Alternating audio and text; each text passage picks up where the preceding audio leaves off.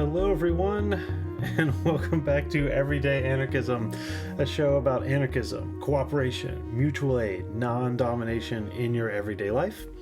I'm your host, Graham Culbertson, and this is a continuation of my series on David Graeber's Debt, specifically Chapter 7, Honor and Degradation. Right as I started recording, the neighbor's dog started barking like crazy.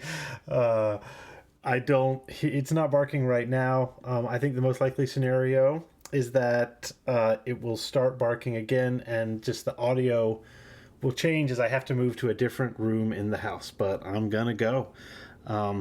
This chapter, and you'll probably hear me say this a few more times, I'm scared to talk about this chapter because this chapter is about slavery. And slavery is just a fraught topic to discuss, especially in America right now. The chapter is called Honor and Degradation, but I'm really barely going to mention honor and degradation. I will have a conversation with Clif Mark, who I had on the show to talk about Athenian democracy and Plato, and his specialty in political theory is honor. So we will talk about Graeber, honor, degradation, but this episode, like the chapter itself, is going to be on slavery. And this is a very clear continuation on the previous couple of chapters.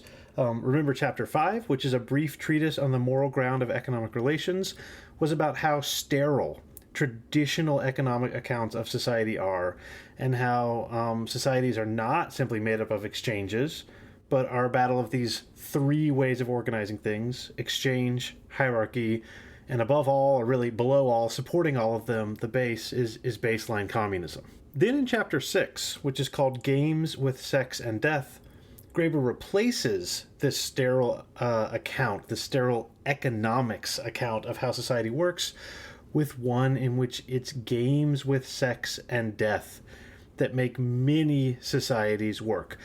Trading people, essentially, but especially trading the lives of men in terms of violence and war, and the lives of women in terms of marriage. And he concludes Chapter 6 by arguing that these games don't actually bear much resemblance to slavery. The lives of the people traded are not actually deformed by slavery, but they create the possibility to think about trading people's lives in currency.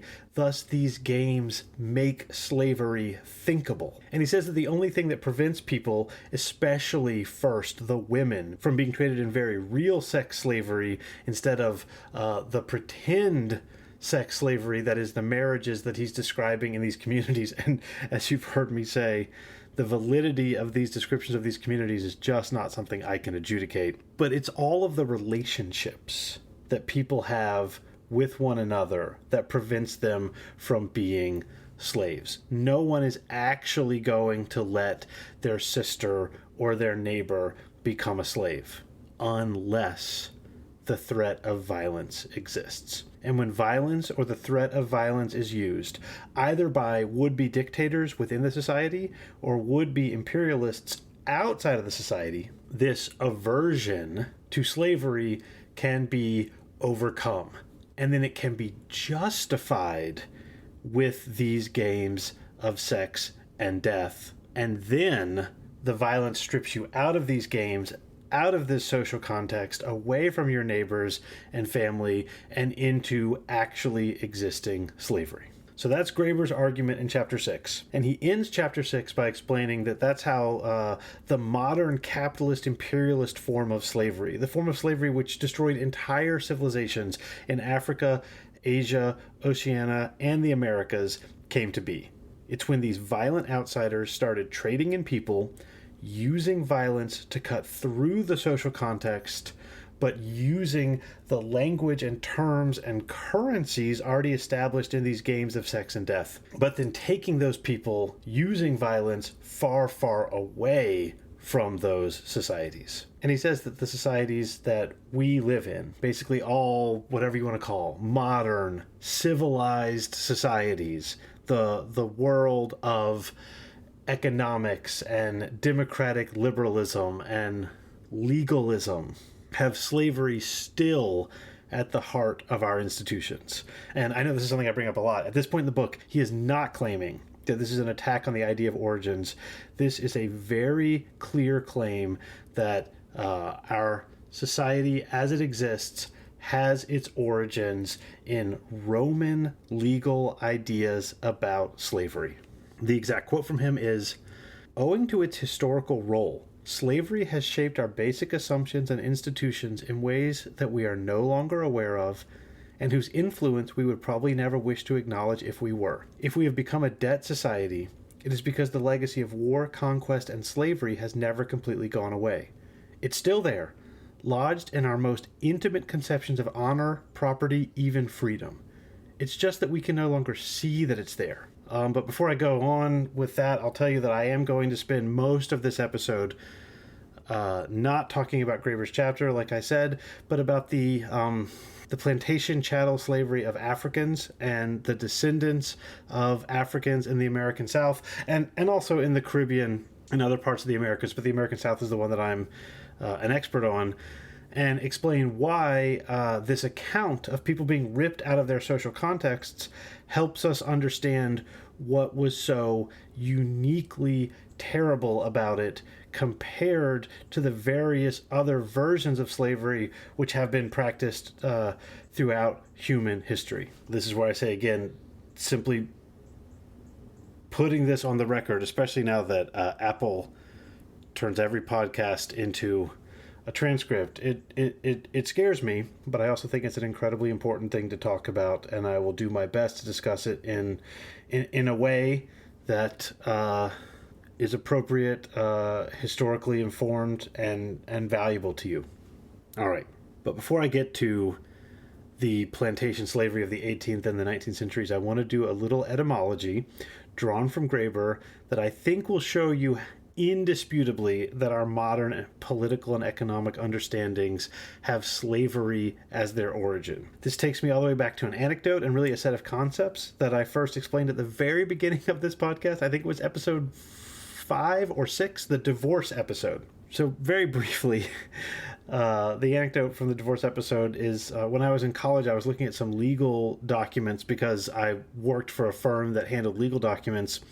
And I discovered that when property is sold, it has this phrase that I knew from marriage vows, to have and to hold. And that's because the phrase to have and to hold was a Roman term relating to the transfer of property. We don't think of marriage as a form of slavery, but in Roman times, the power of the father over the family in the home was explicitly the power over human property. It was the power of slavery. In fact, and here's the etymology that Graeber does in just a second, both the word family and the word domestic are Roman words meaning slavery. The very language we use to talk about family retains traces of the social relations of slavery. The way we conceive of ourselves is informed by slavery. The language shows us that. Here's the Graeber quote. As for dominium, the word is derived from dominus, meaning master or slave owner, but ultimately from domus, meaning house or household. It is, of course, related to the English term domestic, which even now can be used to mean pertaining to private life or to refer to a servant who cleans the house. Domus overlaps somewhat in meaning with familia, family, but as proponents of family values might be interested to know, familia itself ultimately derives from the word famulus, meaning slave. A family was originally all those people under the domestic authority of a pater familias, and that authority was, in early Roman law at least, conceived as absolute. A man did not have total power over his wife, since she was still to some degree under the protection of her own father, but his children, slaves, and other dependents were his to do with as he wanted. At least in early Roman law, he was perfectly free to whip, torture, or sell them. A father could even execute his children, provided he found them to have committed capital crimes. With his slaves, he didn't even need that excuse. Right, continuing the quote from Graeber. In creating a notion of dominium, then, and thus creating the modern principle of absolute private property, what Roman jurists were doing first of all was taking a principle of domestic authority, of absolute power over people, defining some of those people, slaves, as things, and then extending the logic that originally applied to slaves to geese, chariots, barns, jewelry boxes, and so forth. That is, to every other sort of thing that the law had anything to do with. All right, that's the end of that long and, to me, powerful quote. First of all, like I said, I don't think you can argue at all with the idea that these words mean slavery. The word for family and the word for domestic literally mean slavery. And insofar as a Roman wife wasn't just a slave, it's because her father was involved. I learned recently of an Italian law that I believe was only repealed in the 70s, that if a man raped a woman, he could undo the crime by marrying that woman, because the crime was considered not against her, but against her father. That is, I'm sorry, these are horrible issues and I'm struggling to talk about it, but that's the logic of slavery within the family that we have inherited from Roman concepts. And Graeber's argument here, and it's a huge one that just leaps over thousands of years, and I can't give you all the evidence, and honestly he doesn't have enough evidence to prove this, but I still think it's right, is that our notion of how private property and slavery are related is backwards. It's not that property existed, and then people became property. So it wasn't like you owned a tool, and then it turned out that you could own people like you own tools. It's first that the father had absolute authority over people. And then they argued, hey, if this guy has this power over women and children and slaves, he should have that power over oxen and hammers also. People became property, and then things became property in this reading of history. Remember, according to Graeber, for the Tiv and the Nur and the Lele and the other social economies, you could buy and sell people. Or at least you could pretend to with social currencies. But you couldn't buy and sell things at all. So the very idea of property and our idea to dispose of it as we see fit didn't start with things and move to people. It started with people in the Roman tradition and then moved to things. This chapter is filled with fascinating connections that I don't have time to talk about. To Irish slave women and the trade in them, the origins of patriarchy and its relation to Sumerian temple slavery, all of these fascinating things that try to convince you of this connection. But to get to what I want to regarding the slavery practice in the Americas, I'm going to have to leave that out and trust that this etymological connection between family and slavery is enough. And of course, you can read the chapter for the rest of it. So Graeber convinced me a long time ago that there was a connection between slavery and our understanding of the modern workplace when I heard him say on a podcast, and this shows up again in the next chapter of Debt, that the ancient Greek definition of slavery was anyone who had to work for someone else to get money to live. This definition of slavery doesn't make sense to us, because having to work for someone else to get money to live and starving if your boss hates you is normal.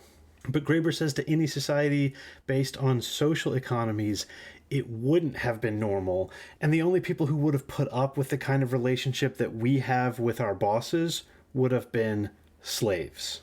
I think this is right. And now it's also obvious that the condition of the average, say, worker in the 21st century in the United States is very different from the kind of slavery that Frederick Douglass experienced. So now I want to try and use Graeber's ideas about social context to make sense of this idea, which put the wrong way is flagrantly offensive, that the average worker has the same legal relationship to slavery as an enslaved human being like Frederick Douglass in the 19th century. So what is the difference? One way of putting that difference is that the difference isn't really about the legal distinction between free and enslaved, or at least that can't be the only difference. This is why people use the term wage slavery. Socialists especially use the term wage slavery when they talk about the kind of conditions in industrial factories that, looked during those working hours as bad as the conditions of plantation slavery. And if you haven't read Upton Sinclair's The Jungle, I highly recommend it. Wage slavery really seems to deserve the name of slavery. And yet the 21st century corporate lawyer, unless they're a partner in their own law firm, and the 1890s immigrant worker have the same legal status. They're not technically slaves. They're selling their work as free reciprocal people. And the 1850s chattel slave in Maryland has a different legal status. This is a clue, I think, that the legal status is not the only thing that really matters, because the 1890s factory worker has a very similar working day to the 1850s chattel slave, and the lawyer who works for Goldman Sachs has a totally different experience at work. All right. Bear with me, I know this is a lot. One of the reasons, obviously, that there's a cloud of how to talk about slavery comes from the left and identity politics. But that's a tiny part of the problem. The much bigger part of this issue is that there's a concerted effort by the right wing to suggest this effort exists right now, but it goes all the way back to the 18th and 19th centuries, that the kind of slavery practiced in the American South, the chattel slavery of African Americans, wasn't that bad. And it was that bad. It was as bad as anything that has ever happened in human history. It's one of those things that's so bad that even comparing it to other things risks trivializing it. So I'm not going to. But when something is that terrible, it's hard to talk about. And it's also hard to make any points about it when the right-wingers are running around trying to make it sound like it was good. But I need to be able to make distinctions to talk about this. I've had students object when I explain that, slavery was worse in Louisiana than it was in Maryland, because they want it to be the sublime, equally terrible thing in both Maryland and Louisiana. And it's hard because this is true. It is, in some ways, impossible to say that it's better in Maryland than in Louisiana, because it's so bad that it's worse than everything else. On the other hand, if you asked the people who were enslaved in Maryland if they wanted to go to Louisiana, they would say no, because they knew the slavery was worse in Louisiana than Maryland. So I've got these things that can't be compared, and yet I have to try to compare them. It simply was worse in Louisiana than Maryland. It was better for Frederick Douglass than it was for most men. It was better for most men than it was for most women. It was better for Harriet Jacobs than it was for most women. And it was worse in general for field hands than for house servants, although some of those house servants were sex slaves, which was what Harriet Jacobs narrowly avoided. And so I think, for them, obviously, it was as bad as it could get. This distinction between house servants and field hands, the only reason why I brought it up is because I wanted to point out that I think too much has been made of it. Malcolm X made this absurd claim that Uncle Toms were the descendant of house servants, and you can see this taken to this absurd, laughable point of view in the Quentin Tarantino movie Django Unchained with Samuel L. Jackson playing the Uncle Tom. That's enough on that. The point is, once you start explaining that certain slaves had it better than other slaves, people want to lump you in with the right-wingers in Florida who say that slavery was good for the people who were enslaved. That's what I'm nervous about right now. But I'm going to try and keep going. The power of slavery and what it means historically in the American context has made it really hard to talk about slavery in broader terms. I heard someone, I think it was Eleanor Yanega, I don't quite remember, refer to being a serf, quote, as a form of being unfree. I didn't know what that meant. Aren't we all unfree in some way or another? Until I decided that she was just trying to avoid the word slave. And Graeber is not avoiding it at all. He is going right at it, and I think he's right, and I'll try to explain why I think he's right. Let's go back to the Lele briefly. They had slaves, people who were captured in war, and they had pawns, which kind of sounded like slavery, but actually pretty much everyone in society was a pawn, and they were not treated like slaves at all. So pawn meant slave in a certain way, but it also totally didn't mean slave at all because of social context. The Mamluks, to use another famous example, ruled Egypt, and they were slaves. This upsets my students. Aren't slaves the exact opposite of kings? They can't be slaves if they are kings. And it just turns out the category of slave is complicated, and discussing those complications so often sounds like downplaying the terror of slavery. Specifically, the terror of slavery as experienced by Africans and their descendants in the 18th and 19th century. So now to make sense of this, I'm going to try and compare three different 19th century groups: Russian serfs, enslaved African Americans, and immigrant American wage slaves, to make sense of what we mean when we are talking about slavery and what was so uniquely terrible about the plantation chattel slavery. I'm an expert on these two American groups. I'm not an expert on the serfs at all. I've read a lot of Kropotkin, Bakunin, Turgenev, Chekhov, and Tolstoy. I can also look at Wikipedia. Hopefully that's enough. So what does it mean to say someone is a slave? I'm going to do something I don't normally do, which is use a Wikipedia definition, not because I think the Wikipedia definition is right, but because I think it's wrong and contradictory, and that contradiction is really important for the case I'm trying to make. So let's start with serfs. And this is the Wikipedia definition, English language Wikipedia in January of 2024. Wikipedia says that serfdom, quote, was a condition of debt bondage and indentured servitude with similarities to and differences from slavery. And it elaborates a little bit later, quote, serfs who occupied a plot of land were required to work for the lord of the manor who owned that land. All right, so far so good. Serf is a type of bondage in which people were required to work for the lord of the manor. It also says that it's not exactly slavery. So now, if it's not exactly slavery, what is slavery according to Wikipedia?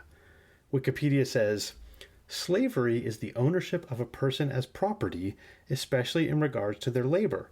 Slavery typically involves compulsory work, with the slave's location of work and residence dictated by the party that holds them in bondage. So I hope you see the problem. A serf is a person who is owned, particularly their labor is owned. But a slave is someone who is owned, in particular someone whose labor is owned. The difference is that the serf has more rights over where they live.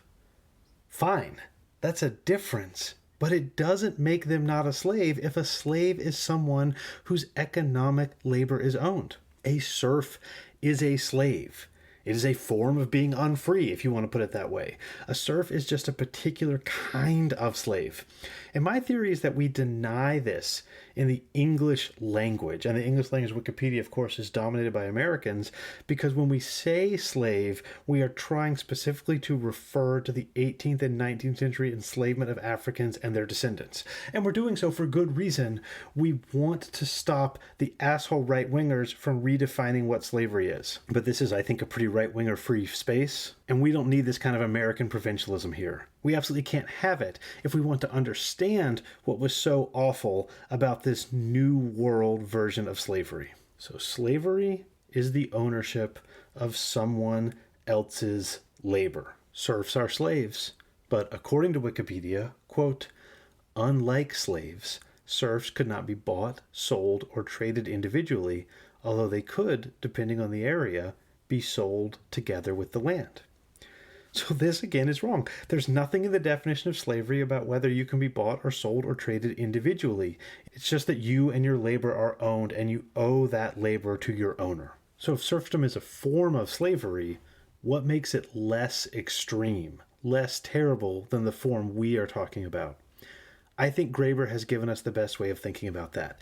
Yes, the serfs could be whipped and otherwise tortured by the lords of the manor, and they could be sold, but they could only be sold if the entire village was sold. Which means that, although their labor was owned, and their bodies were owned, the local lord even got to dictate who was married to who, so they were enslaved. They could not be ripped from their social context. Their friends, neighbors, children, parents, cousins, they all lived together. They had full lives outside of their lack of freedom of movement to go to other villages, and outside of the choice of what they did with their labor. They were subject to violence, but they were not subject to the fear that violence would suddenly rip them away from their family and their life. And that is incalculably different from the enslaved African Americans in the South. If you read the accounts of enslaved African Americans, and I highly recommend that you do, the first Frederick Douglass autobiography and the autobiography by Harriet Jacobs. Those are both masterpieces. 12 Years a Slave by Solomon Northup and Alada Equiano's autobiography are both excellent. Equiano comes up a lot in this chapter, actually. Those two are good, but if you haven't read them yet, read the Douglass and the Jacobs books. The fear that comes up over and over again in these books is the fear of being sold down the river. This is bad because, remember, slavery is worse the further south and west you go, Mississippi, Alabama, and Louisiana being worse than any of the other states. But the true terror of it is not that the slavery is going to be worse when you get there. The true terror of it is that whatever bit of community that you have formed, you will be ripped from. This, I think, using this idea from Graeber, is the best way to understand the slavery of African Americans. It was an utter war on social context. They weren't allowed to have formal marriages. They weren't even allowed to see their children necessarily. Here is Frederick Douglass. This is from that first autobiography. I never saw my mother, to know her as such, more than 4 or 5 times in my life, and each of these times was very short in duration and at night. She was hired by a Mr. Stewart, who lived about 12 miles from my home. She made her journeys to see me in the night, traveling the whole distance on foot, after the performance of her day's work. She was a field hand, and a whipping is the penalty of not being in the field at sunrise, unless a slave has special permission from his or her master to the contrary, a permission which they seldom get, and one that gives to him that gives it the proud name of being a kind master. I do not recollect of ever seeing my mother by the light of day. She was with me in the night. She would lie down with me and get me to sleep, but long before I waked, she was gone. Very little communication ever took place between us. Death soon ended what little we could have while she lived, and with it her hardships and suffering. She died when I was about 7 years old on one of my master's farms near Lee's Mill. I was not allowed to be present during her illness, at her death, or burial. She was gone long before I knew anything about it. Never having enjoyed, to any considerable extent, her soothing presence, her tender and watchful care, I received the tidings of her death with much the same emotions I should have probably felt at the death of a stranger. So it's clear that just like with a serf, Douglas's mother, her name, I think it's important to say, her name was Harriet Bailey, and she was the daughter of Isaac and Betsy Bailey. Douglas wanted us to know that. Her labor was owned by someone else, but that is not the tragedy of her life. The tragedy is that she was a stranger to her son. She did everything she could. It's superhuman, this description, to maintain a relationship with her son. But she failed, and when she died, it felt like the death of a stranger to him. This is the most extreme form of slavery, the form in which all social relations are destroyed. And this has been a potential part of all kinds of slavery. Think of war captives in the ancient world. But I don't think it's ever been systematized this way, ever before. And that's why we're afraid to use the word slave to describe both what happened to Douglas and to serfdom, because the destruction of social relations is just so complete in what Douglas experienced that it feels like something different. Now let's go back to the idea of wage slavery. The immigrant factory worker in American cities in the 19th century, in terms of their working days, I would guess they had it worse than the serf in most ways. Remember, I'm not an expert on serfdom. This factory work was utterly dehumanizing. It was relentless. I grabbed a description of the stockyard work from Upton Sinclair's The Jungle for you. Here it is. Jurgis had stood up with the rest up in the gallery and watched the men on the killing beds, marveling at their speed and power as if they had been wonderful machines. It somehow never occurred to one to think of the flesh and blood side of it. That is, not until he actually got down into the pit and took off his coat. Then he saw things in a different light. He got at the inside of them.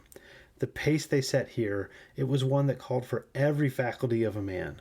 From the instant the first steer fell till the sounding of the noon whistle, and again from 12:30 till heaven only knew what hour in the late afternoon or evening, there was never one instant's rest for a man, for his hand, or his eye, or his brain. If any man could not keep up with the pace, there were hundreds outside begging to try. All right, that's the end of the quote. So there is not an instant of rest for this man, for his body or his mind. And this is pretty much the worst work one can imagine, slaughtering and dismembering animals. Unlike the serfs, who were in many ways in charge of their own work, is my understanding, these wage laborers had every single one of their faculties controlled by the factory system. The serfs could be whipped, and these workers could not. But the actual work was worse, and workers died of it. But as awful as it was, they only sold themselves from morning to afternoon. They owned themselves the rest of the time. And that meant that they had families, neighbors, that dense web of social relations. You could even argue that the labor movement, socialism, and anarchism are all offshoots of those social relations. These organizations, combined with their political rights, eventually got rid of these conditions of wage slavery for most people in the United States, although it does seem like Amazon is doing its best to bring them back. And the slaves in the South did not have these social relations. The entire system was designed to prevent them from having social relations. Obviously, they formed amazing networks, the Underground Railroad and the Black Church being the most obvious accomplishments, but those were formed at enormous cost and through enormous difficulty. Okay, so why did I spend all of this time on slavery and give you big quotes that are not from Graeber?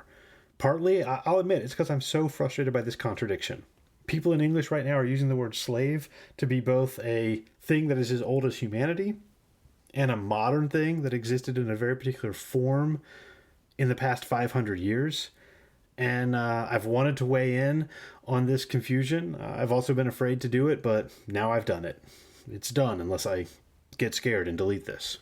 But the big reason why I brought this into this chapter was to take Graeber's insight that he expressed in chapter 6, that slavery means the use of violence to cut through the webs of social relations, to show that this kind of slavery that we have such a loathing for, the more specialized kind that happened to Africans and their descendants in the Americans, that seems to be slavery at its absolute maximum, because never before has the cutting through of social relations with violence been so complete. And when you use Graeber's definition, not the Wikipedia definition that slavery means someone else owns your labor, which is obviously true as soon as you sign a contract with anyone, that slavery means subjection to violence and domination and dehumanization with no protection from your social context. That lets you see what was so terrible about the form of slavery practiced in the American colonial system. The other stuff, everything from serfdom to wage slavery to the power of the Roman father over his children, all of these were mitigated by social bonds, and plantation slavery had less mitigation by social bonds than any other kind. That's why it was so terrible, and that's why comparing it to serfdom or wage slavery or a lawyer in the 21st century feels so wrong. Because the thing about it is not the legal status. It's the use of violence ripping out of social context, which is simply not something that a Goldman Sachs lawyer experiences. All right, that's that for that interlude. It's finally time to get back to Graeber's narrative of how slavery animates what's really going on with our contemporary political and economic system. This legal form of slavery, I should say. If you can remember all the way back to the beginning of this episode, I began by talking about how domestic and family are both synonyms for slavery, even though they also mean home and the connections we have to the people in our house. And to have and to hold is also part of Roman property relations, which included people. In fact, according to Graeber, Roman property relations started with people and things came later. So now let me give you briefly Graeber's story of how we got here. A conception in which we use the Roman idea of slavery for how we handle economic relationships. The story goes something like this. Slavery comes about when you might have died. In an honor-based society, a heroic society, death was the end, you lost a battle, and all of your dignity, so you were not remembered as a hero if you died in battle. But slavery lets them play an additional game of sex and death. If you defeat an enemy but don't kill them, their defeat accrues to you, and their very life becomes your honor. As Graeber puts it, heroes become heroes by making others small. And all of those people who were vanquished in battle, they don't just become small, they become not truly dead, but pseudo-dead, the undead. Graeber suggests that the Caribbean zombie tradition comes out of this tradition of slavery. So when you defeat these people, you own their life and they become your slave, and that increases your honor. And if those people have women they control, you own the women too, if you are one of these heroes, like, say, Achilles. So now we've got a game of sex and death in which the owning of people is very real. So that's the honor and degradation part, and the various heroic societies. The Greeks and the Irish are two examples that Graeber uses, both of whom traded in heroism, right? Achilles has to defeat Hector, and also in women. So the various heroic societies, like the Greeks and the Irish, those are the two examples that Graeber used. They trade in heroism. Achilles must defeat Hector, and they also trade in women. Because he was victorious, Achilles owns Briseis. Sorry, I don't know how to say that name. But the Roman system, and Graeber is really putting all of it on the Roman system, and that's why I started with to have and to hold, family, domestic, to show you how much the Roman system is still a part of our language, takes this heroism and makes it bureaucratic. Here's Graeber's story of how that happened. The most insidious effect of Roman slavery, however, is that through Roman law, it has come to play havoc with our idea of human freedom. The meaning of the Roman word libertas itself changed dramatically over time. As everywhere in the ancient world, to be free meant first and foremost not to be a slave. Since slavery means above all the annihilation of social ties and the ability to form them, freedom meant the capacity to make and maintain moral commitments to others. The English word free, for instance, is derived from a German root meaning friend, since to be free meant to be able to make friends, to keep promises, to live within a community of equals. This is why freed slaves in Rome became citizens. To be free, by definition, meant to be anchored in a civic community with all the rights and responsibilities that this entailed. So what we've got here is another example from Graeber about how slavery means the inability to make social ties. But over time, it became less about the inability to make social ties and more about that definition of slavery we get from Wikipedia, the ability to make economic claims on other people, which are also claims about debt and guilt drawn from this honor society. To be free meant to be able to owe and to be owed, to take responsibility for yourself and others. Everyone is a free agent, or should be, owing one another first honor and friendship, but eventually guilt and therefore ultimately just money. And Graeber says that this, quote, brings us full circle and allows us to understand precisely how liberals like Adam Smith were able to imagine the world the way they did. This is a tradition that assumes that liberty is essentially the right to do what one likes with one's own property. In fact, not only does it make property a right, it treats rights themselves as a form of property. In a way, this is the greatest paradox of all. We are so used to the idea of having rights, that rights are something one can possess, that we rarely think about what this might actually mean. In fact, as medieval jurists were well aware, one man's right is simply another's obligation. My right to free speech is others' obligation not to punish me for speaking.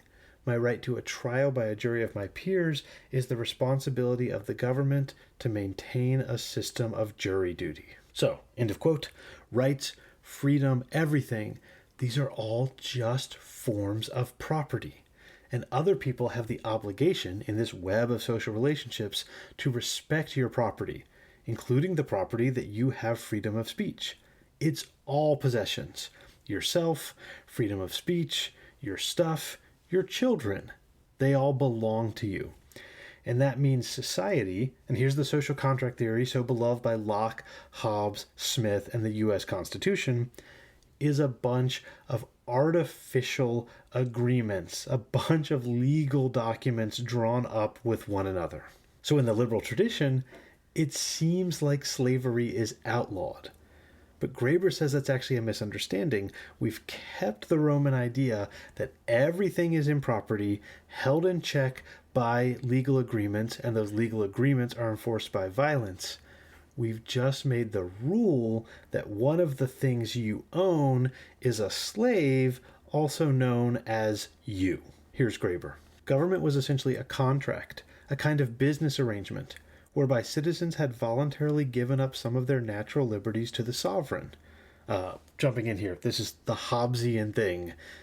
when we think of sovereignty and giving things up. All right. Finally, similar ideas have become the basis of that most basic dominant institution of our present economic life, wage labor, which is effectively the renting of our freedom in the same way that slavery can be conceived as its sale. It's not only our freedoms that we own. The same logic has come to be applied even to our own bodies, which are treated in such formulations as really no different than houses, cars, or furniture.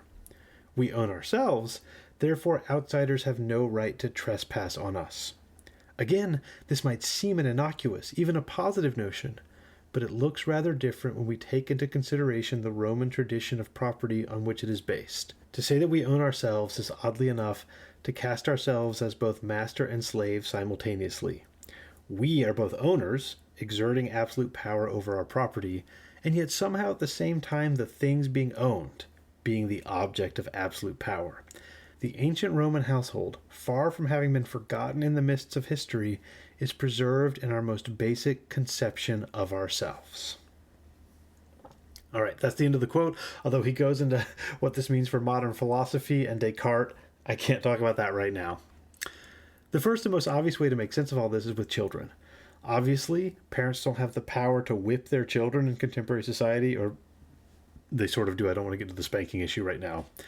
But children, like wives in the 19th century, are property in that they are not masters of themselves.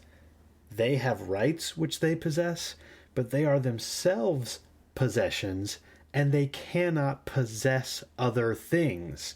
Their parents possess them, and therefore if your kid owns something, you actually own it. So for kids, that's temporary, and this Roman conception of owning, that we are our own slaves and thus can sell ourselves permanently, explains why our bosses can treat us so terribly. So we have an absolute abhorrence of lifelong slavery, but the temporary slavery of children until they are 18, we're totally fine with. Once those kids turn 18, they can work at a job in which they are treated like shit because they are renting this thing they own themselves out to an asshole boss. For both serfs and chattel slaves, the boss was the actual owner of the body of the worker, and that worker had very limited protections, which means that the boss was free to whip and even kill the worker.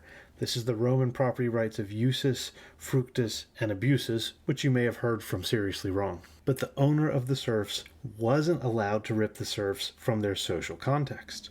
By contrast, for the wage slave, and that means everything from a 19th century factory worker to a contemporary office worker, the boss doesn't have the power to abuse the body. The body can be destroyed in the process of work, but it can't be destroyed on purpose as its own goal. But the boss can track your keystrokes, forbid you from taking bathroom breaks, all of these awful things. You are, for those hours a day, a slave.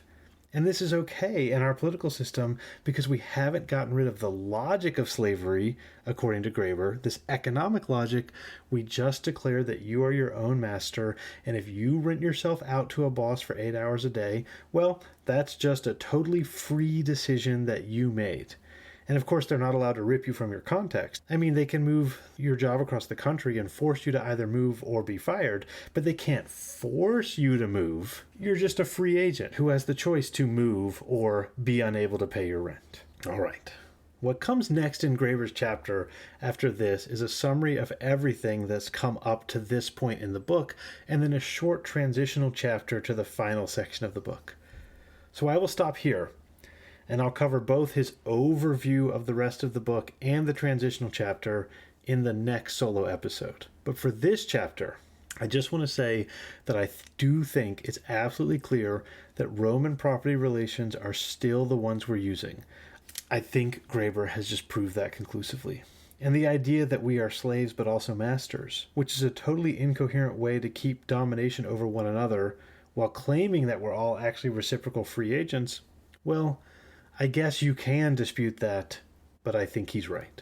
One last quote from the very end of chapter 7, in which he explains the modern workplace, as I've been referencing all along, is the place where this becomes clear. Here's the quote. "Formal slavery has been eliminated, but, as anyone who works from 9 to 5 can testify, the idea that you can alienate your liberty, at least temporarily, endures.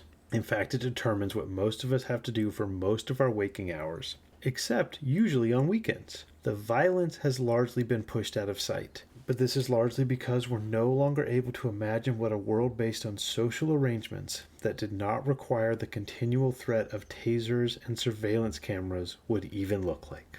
All right, we'll leave it at that. For my next episode, I'll be talking about honor, degradation, and the ancient sense of justice with Clif Mark. You can always reach out to me at everydayanarchismpodcast@gmail.com if you've got questions or comments. You can leave a review on Spotify or Apple. That supports the show. You can give financially at everydayanarchism.com. And remember, the music which you are about to hear is by David Hill.